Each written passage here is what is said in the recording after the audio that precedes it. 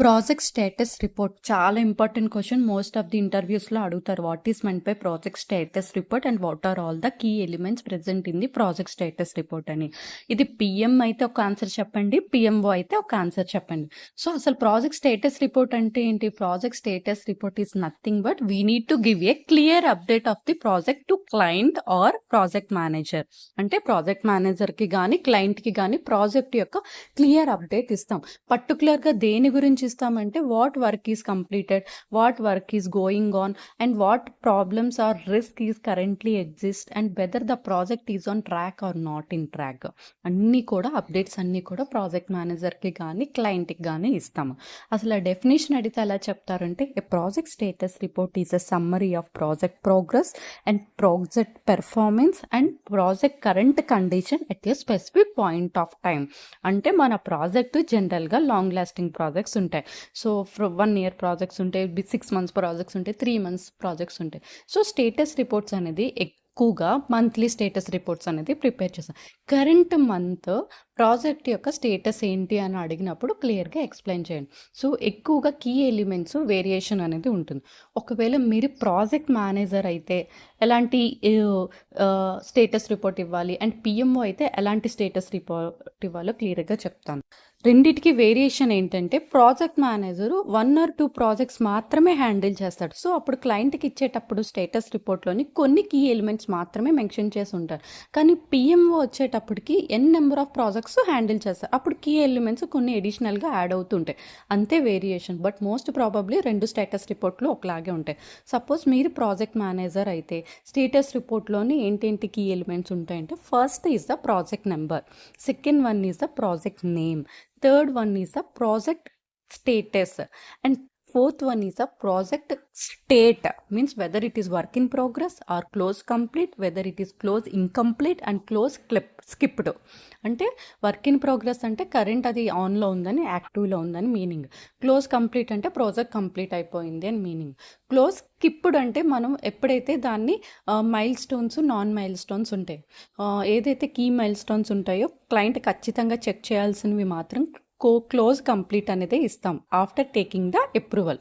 కానీ non mile stones ఉంటే అవసరం లేదు, క్లయింట్కి చూపించే అవసరం లేదు, దానికి సైన్ ఆఫ్ అప్రూవల్ అవసరం లేదు. దానికి స్టేటస్ అంటే క్లోజ్ స్కిప్ అనే స్టేటస్ పెడతాం. Close incomplete or cancel status ఎప్పుడు పెడతారంటే ప్రాజెక్టు స్టార్ట్ చేసి ఎనీ అదర్ రీజన్స్ వల్ల ప్రాజెక్ట్ మధ్యలో ఆపేస్తే దాన్ని క్లోజ్ ఇన్కంప్లీట్ కానీ క్యాన్సిల్డ్ కానీ చేస్తారు. So these are the project state. And also ఇంకా అడిషనల్గా ఏంటుంటాయంటే plan start date, plan end date. అంటే ప్రాజెక్టు ఈ జనవరిలో స్టార్ట్ చేస్తున్నాం, ఇది నా ప్రాజెక్ట్ యొక్క plan start date. December 31st end చేయాలనుకుంటున్నాను, దాని ప్రాజెక్ట్ యొక్క ప్లాన్ ఎండ్ డేట్. కానీ యాక్చువల్గా ప్రాజెక్ట్ ఎప్పుడు స్టార్ట్ చేస్తామో ఎప్పుడు ఎండ్ చేస్తామో మెన్షన్ చేసేదాన్ని actual start date and actual end date. అంటే ప్రాజెక్ట్ ఎప్పుడైతే ఎగ్జాక్ట్గా నువ్వు స్టార్ట్ చేస్తావో దాన్ని యాక్చువల్ స్టార్ట్ డేట్ అంటారు, ఎగ్జాక్ట్గా ఎప్పుడైతే ఎండ్ చేస్తావో దాన్ని యాక్చువల్ ఎండ్ డేట్ అని అంటారు. And also planned cost and actual cost.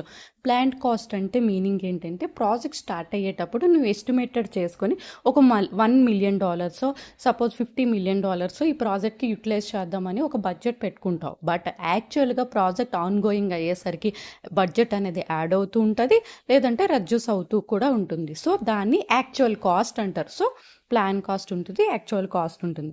So overall status whether it is red, Amber, green. So red, Amber, green అనే స్టేటస్ ఎట్లా ఇస్తారంటే ప్రాజెక్ట్ యొక్క ఓవరాల్ హెల్త్ చూసుకొని ఇస్తారు. పర్టికులర్గా కీ ఎలిమెంట్స్ దానికి ఏంటి మెన్షన్ చేస్తారంటే స్కెడ్యూల్ అంటే ఆల్రెడీ చెప్పాను కదా, project start date, project end date as per ప్లాన్లో వెళ్తుందో లేదో చెక్ చేసుకొని అన్ని సబ్ టాస్క్ కూడా యాజ్ పర్ ప్లాన్లో వరకు వెళ్తుందో లేదో చెక్ చేసుకునే దాన్ని schedule. And also cost, project యొక్క cost as per project plan పరంగా కాస్ట్ కూడా వెళ్తుందా లేదా కూడా చెక్ చేసుకుంటారు. And also resources, any additional resources అవసరం ఉందో లేదా యాజ్ పర్ ప్రాజెక్ట్ ప్లాన్ పరంగా ఉన్న రిసోర్సెస్తోనే కంటిన్యూ అవుతుందా, ఇది కూడా చెక్ చేసుకుంటారు. అండ్ ఆల్సో స్కోప్, మన ప్రాజెక్ట్ యొక్క స్టేటస్ యొక్క scope first starting scope confirm అయ్యి అగ్రిమెంట్ అయిపోయి SLA సర్వీస్ లెవెల్ అగ్రిమెంట్ తీసుకుంటారు. మనం ఈ స్కోప్తోనే ప్రాజెక్ట్ స్టార్ట్ చేస్తున్నాము అని. అంటే ప్రాజెక్ట్లో ఏం చేయాలో చేసే డాక్యుమెంట్ని స్కోప్ డాక్యుమెంట్ అని అంటారు. సో ఇది కూడా క్లియర్‌గా ఎటువంటి చేంజెస్ లేకుండా యాస్ పర్ ప్లాన్‌లో ఉంటే దానిది కూడా ఒక కీ ఎలిమెంట్. సో, ఇవన్నీ కూడా మెన్షన్ చేసి సపోజ్ ప్రాజెక్ట్ యొక్క షెడ్యూల్‌లో ఎటువంటి మార్పు లేకుండా గ్రీన్ ఉండి, ప్రాజెక్ట్ యొక్క కాస్ట్ కూడా ఎటువంటి మార్పు లేకపోతే గ్రీన్ ఉండి, అండ్ ప్రాజెక్ట్ యొక్క రిసోర్సెస్‌లో ఎటువంటి న్యూ రిసోర్సెస్ రిక్వైర్మెంట్ లేరు, ఓల్డ్ ఎటువంటి మోడిఫికేషన్స్ లేరు. అంతా న్యాచురల్‌గా, నార్మల్‌గా ఉంటే దాని యొక్క స్టేటస్ కూడా గ్రీన్ ఉండి, అండ్ స్కోప్ కూడా గ్రీన్ ఉండి ఎటువంటి మోడిఫికేషన్స్ లేకుండా, స్కోప్ క్రీప్ లేకుండా ఉంటే then overall project status health is green అని మీనింగ్. వీటిలో ఎటువంటి చేంజెస్ 1 ఆర్ 2 చేంజెస్ ఉంటే దాన్ని యాంబర్ కింద కన్వర్ట్ చేస్తారు. మొత్తం అన్ని స్టేటస్ సపోజ్ ప్రాజెక్ట్ యొక్క షెడ్యూల్ యాజ్ పర్ షెడ్యూల్ వెళ్ళకపోతే ఆటోమేటికల్లీ అది రెడ్ కింద కన్వర్ట్ అవుతుంది. కాస్ట్ కూడా యాజ్ పర్ ప్లాన్డ్ కాస్ట్ లేకపోతే అది కూడా రెడ్ కింద కన్వర్ట్ అవుతుంది. అండ్ రిసోర్సెస్ కూడా ఇంకా అన్యూటిలైజ్డ్ రిసోర్సెస్ ఉన్నా, లేదంటే కొత్త రిసోర్సెస్ని కంటిన్యూస్గా హైర్ చేసుకున్నా, ఇలాంటి రిసోర్స్లో మోడిఫికేషన్స్ ఉన్నా కూడా రెడ్ కింద కన్వర్ట్ అవుతుంది. అండ్ స్కోప్ క్రీప్ కంటిన్యూస్గా స్కోప్లో చేంజెస్ వచ్చినా కూడా రెడ్ కింద కన్వర్ట్. సో అప్పుడు ఓవరాల్గా ప్రాజెక్ట్ యొక్క స్టేటస్ ఏంటంటే రెడ్ కింద కన్వర్ట్ అవుతుంది. సో ఈ రకంగా ప్రాజెక్ట్ మేనేజర్స్ ఐడెంటిఫై చేసి ప్రతి స్టేటస్ కాల్ని క్లయింట్కి ఇస్తారు. ఇది ఓవరాల్ ప్రాజెక్ట్ యొక్క స్టేటస్ రిపోర్ట్. సో ఒకవేళ పిఎంఓ రిపోర్ట్ ప్రిపేర్ చేస్తే పిఎంఓ దగ్గర ఎన్ని నెంబర్ ఆఫ్ ప్రాజెక్ట్స్ ఉంటాయి. సో ప్రతి ప్రాజెక్ట్ నెంబరు పిఎంఓ యాడ్ చేస్తారు. అండ్ ప్రతి ప్రాజెక్ట్ యొక్క ఓవరాల్ స్టేటస్ కూడా యాడ్ చేస్తారు, ఓవరాల్ స్టేట్ కూడా యాడ్ చేస్తారు.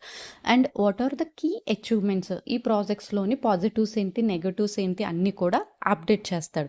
అండ్ ఆల్సో అప్కమింగ్ యాక్టివిటీస్, ఏమైతే యాక్టివిటీస్ నెక్స్ట్ మంత్ చేయాలో అవన్నీ కూడా యాడ్ చేస్తాడు. అండ్ ఆల్సో షెడ్యూల్, అంటే సేమ్ మన పిఎం ప్రిపేర్ చేసిన రిపోర్ట్ లాగే schedule, cost and also resources గురించి కూడా పిఎంఓ కూడా అప్డేట్ చేస్తాడు. అపార్ట్ ఫ్రమ్ దిస్ అడిషనల్గా ఇంకా ఏంటి చేస్తారంటే యాక్టివ్ రిస్క్, యాక్టివ్ ఇష్యూస్ కూడా అప్డేట్ చేస్తూ ఉంటారు. And active dependencies and resources status, వీటన్నిటిని కూడా పిఎంఓ అప్డేట్ చేస్తారు. ఇవన్నీ డీటెయిల్స్ ఎక్కడి నుండి తీసుకుంటాడంటే ప్రాజెక్ట్ మేనేజర్ నుండి. ఆ రిలవెంట్ ప్రాజెక్ట్కి ఎలొకేట్ అయిన ప్రాజెక్ట్ మేనేజర్కి పింక్ చేసి తీసుకుంటారు. ప్రాజెక్ట్లో ఉన్న యాక్టివ్ రిస్క్స్ ఉన్నాయా, యాక్టివ్ ఇష్యూస్ ఉన్నాయా, యాక్టివ్ డిపెండెన్సీస్ ఉన్నాయా, రిసోర్సెస్లో ఏమైనా కాన్ఫ్లిక్ట్స్ ఉందా, అన్ని డీటెయిల్స్ తీసుకొని ఎవ్రీ ప్రాజెక్ట్కి కూడా అప్డేట్ చేస్తాను. And also active change request, ప్రాజెక్ట్కి ఏమైనా చేంజ్ రిక్వెస్ట్ కావాలంటే అది కూడా అప్డేట్ చేస్తాడు.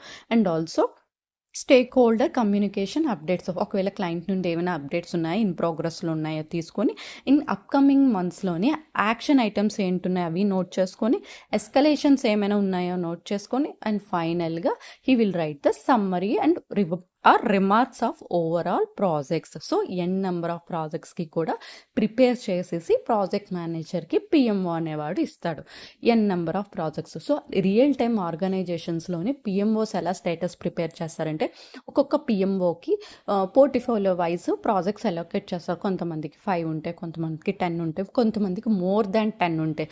సో బేస్డ్ ఆన్ ప్రాజెక్ట్స్ అన్నీ తీసుకొని ప్రతి ప్రాజెక్ట్ మేనేజర్కి పింక్ చేసి ఆ స్టేటస్ రిపోర్ట్స్ అన్నీ కూడా కలెక్ట్ చేసుకొని వీళ్ళు అప్డేట్ చేసి ఒక కొత్త స్టేటస్ రిపోర్ట్ ప్రిపేర్ చేసి వాడి యొక్క ప్రాజెక్ట్ మేనేజర్కి ఇస్తాడు. ఇది overall health of in number of projects అని ఎక్స్ప్లెయిన్ చేస్తారు. ఇది పిఎంఓకి పిఎం ప్రిపేర్ చేసే ప్రాజెక్ట్ స్టేటస్ రిపోర్ట్ యొక్క డిఫరెన్షియేషన్. ఈ వీడియోలో ఎలాంటి డౌట్ ఉన్నా కూడా కింద కామెంట్ బాక్స్లో మెన్షన్ చేయండి. Thank you. Please subscribe my channel.